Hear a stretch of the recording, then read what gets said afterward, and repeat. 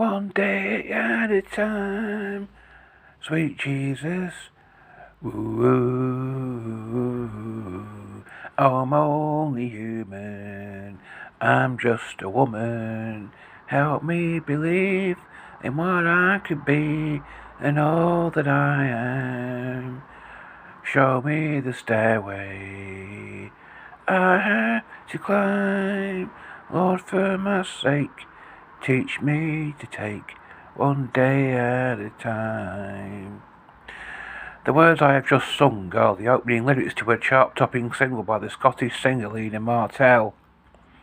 The song was written by Mary John Wilkin and Chris Christopherson and has been recorded by over 200 artists. The first of whom was American country singer Marilyn Sellers in 1974.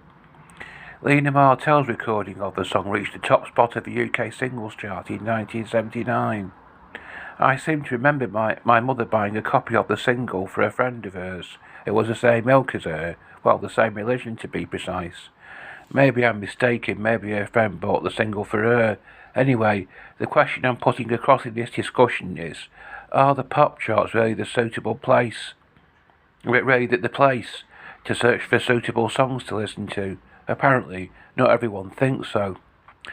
There are those of a religious persuasion who think that the modern music industry is very much a tool of Satan, whether its products are in the pop charts or not, and should therefore be avoided like poison.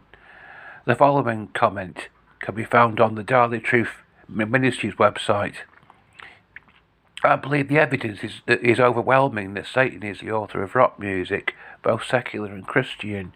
David Tame, who is not even a Christian, in his book The Secret Power of Music makes these alarming statements. More than any form of a misuse of sound, it is rock with which we must deal with today. It is a global phenomenon, a pounding, destructive beat, which is heard from America and Western Europe to Asia and Africa. Its effect upon the soul is to make nigh impossible the true inner silence and peace necessary for the contemplation of eternal verities.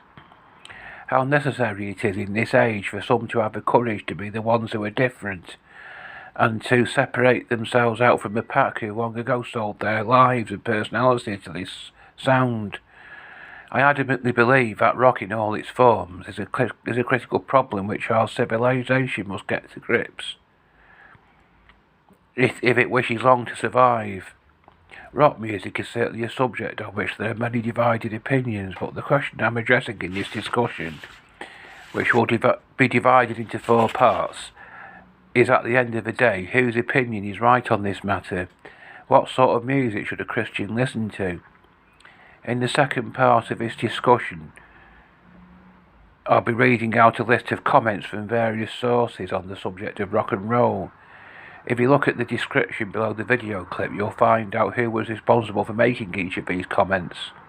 In the third and fourth parts, I'll be looking at the major themes featured in modern music and also the symbolism featured in it. After this, you'll be perfectly well equipped to make an informed choice regarding what to keep in your record collection.